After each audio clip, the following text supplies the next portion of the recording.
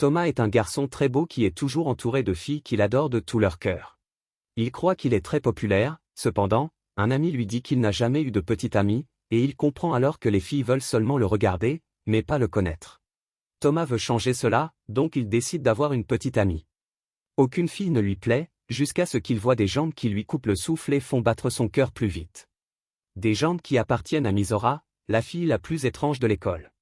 Il va tout essayer pour la séduire, croyant qu'il aura beaucoup de succès, mais elle lui claque rapidement la porte au nez, prenant totalement le contrôle de la situation. On voit que Thomas la regarde avec des yeux effrayés et soumis, car il ne s'attendait pas à ce rejet. Ses amis l'encouragent alors à réessayer, et Thomas s'excuse auprès de Misora, laquelle ne lui prête aucune attention.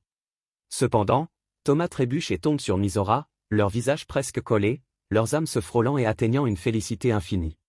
Misora lui demande s'il l'aime vraiment ou s'il veut seulement être son petit ami, et Thomas ne sait pas quoi répondre. Misora part donc, très déçu. Thomas est très triste et ses amis lui donnent des techniques pour la séduire. Il suit Misora jusqu'au bus et plus tard l'aide quand un voleur essaie de lui prendre son sac, même si, au final, c'est surtout elle qui finit par le sauver. En retournant à l'école, Thomas est super content car il croit que le sourire éblouissant de Misora lui est destiné. Mais non, quelqu'un salue Misora, c'est le professeur Masaki.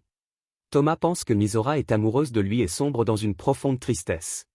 Ses amis lui disent de changer de fille, mais il refuse, car il est convaincu que Misora est la bonne, la femme avec qui il partagera tout son avenir. Il l'accompagne donc chez elle, où Misora lui dit de s'en aller. Cependant, Thomas déclare qu'il se confessera tous les jours à elle, puis il casse une boîte aux lettres. Il revient la même nuit pour la réparer, mais il aperçoit Misora et se frappe le doigt avec le marteau.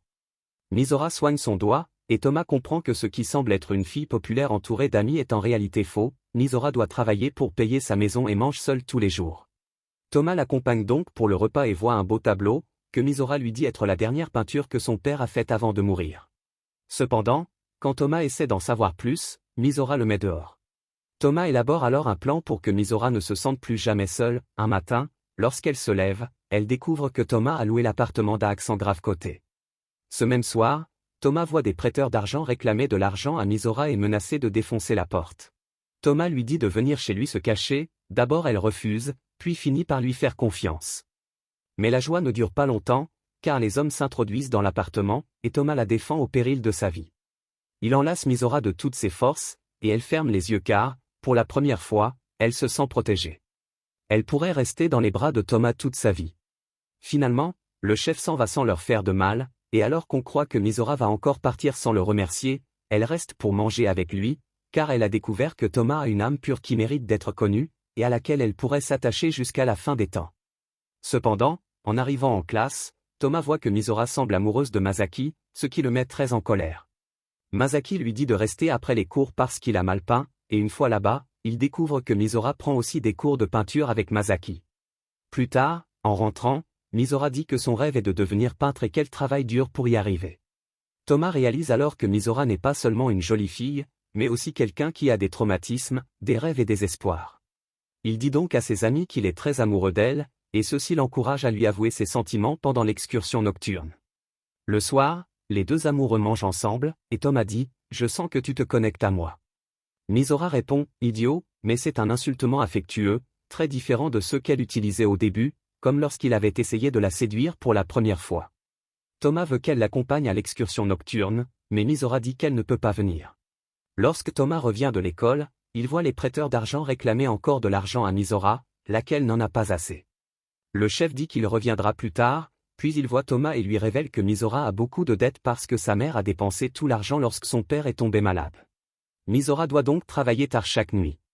Thomas, très amoureux, commence à travailler pour l'aider à payer ses dettes, et ainsi elle pourra aller à l'excursion nocturne.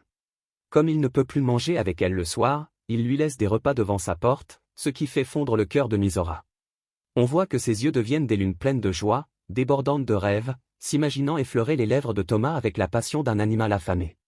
Cependant, lorsque Thomas veut lui donner l'argent, il découvre Misora et Masaki ensemble, et croit qu'ils s'apprêtent à s'embrasser.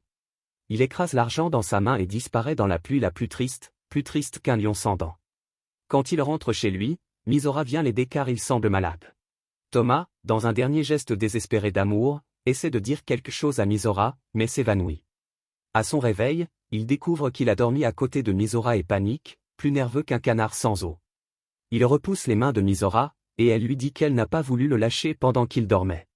Thomas retourne chez lui et regarde sa main avec une joie immense, comme s'il était au paradis, car il n'arrive pas à croire ce qui s'est passé, il voudrait tenir les mains de Misora pour le reste de sa vie et voyager avec elle dans les confins de l'amour. En chemin vers l'école, Misora rencontre le prêteur d'argent, qui lui dit que Thomas a travaillé pour payer l'excursion à sa place.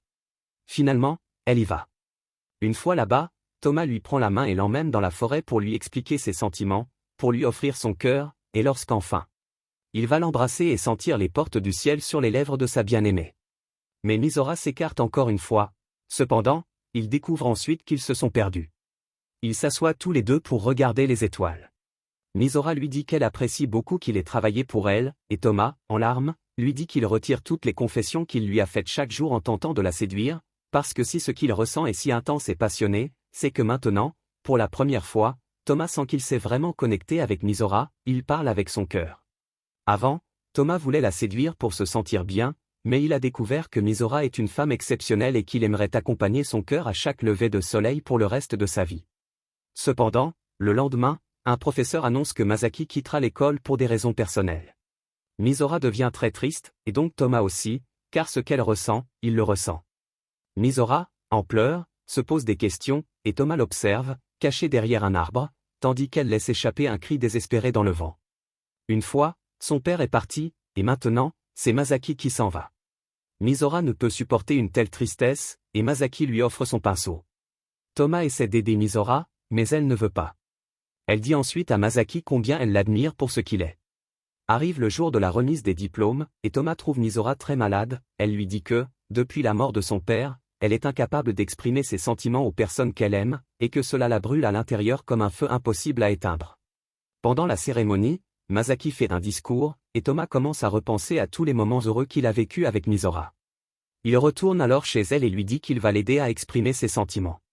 Tous deux courent, surmontent de nombreux obstacles pour arriver auprès de Masaki avant qu'il ne parte pour toujours. Misora lui dit qu'elle était autrefois amoureuse de lui et le remercie, toutes ses classes, toutes ses marques d'affection et ses sourires l'ont aidé à surmonter les mauvais souvenirs et les traumatismes qui l'ont longtemps accompagné. Masaki la remercie à son tour, puis s'en va. C'est à ce moment que Thomas se souvient de ce que Misora lui avait dit auparavant. Touché en plein cœur, Thomas refuse qu'une autre personne abandonne Misora. Il l'enlace alors comme il l'avait enlacée lorsque les prêteurs voulaient lui faire du mal, il la serre avec la force de 1000 poètes, pour ne jamais se détacher d'elle et être tout ce dont elle a besoin. Mais Misora lui dit qu'elle est amoureuse de lui. Thomas n'y croit pas, il n'y croit vraiment pas, jusqu'à ce qu'elle l'embrasse pour le sortir du puits de tristesse dans lequel il était tombé. Misora lui dit alors qu'elle va lui transmettre son rhume, mais Thomas s'en moque et l'embrasse de nouveau, cette fois pour l'éternité. Car Thomas a compris ce que signifie aimer vraiment, il a compris que d'être adoré ne signifie rien, et que la vraie joie est d'être aimé tel que l'on est. Ce qui compte, c'est l'intérieur, et non l'extérieur. Car Misora a découvert que Thomas était bien plus qu'un joli visage, c'était un homme gentil et généreux, avec lequel elle pouvait unir ses mains, avec lequel elle pouvait partager chaque repas en le regardant dans les yeux, et surtout, avec lequel elle pouvait s'embrasser chaque nuit étoilée pour le reste de sa vie. J'espère que tu as aimé la vidéo, et ici je te laisse beaucoup d'autres vidéos dont je suis sûr que tu raffoleras. Merci beaucoup pour ton temps et à bientôt.